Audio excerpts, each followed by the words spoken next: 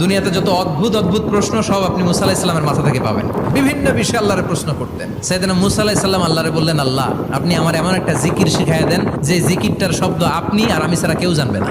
দিনে রাতে সব সময় এই জিকির আমি করব, আপনারে ডাকবো, কিন্তু শর্ত হলো এই জিকিরটা জানবে শুধু আপনি আর জানবে শুধু আমি। আল্লাহ বললেন, মুসা পড়ো লা ইলাহা।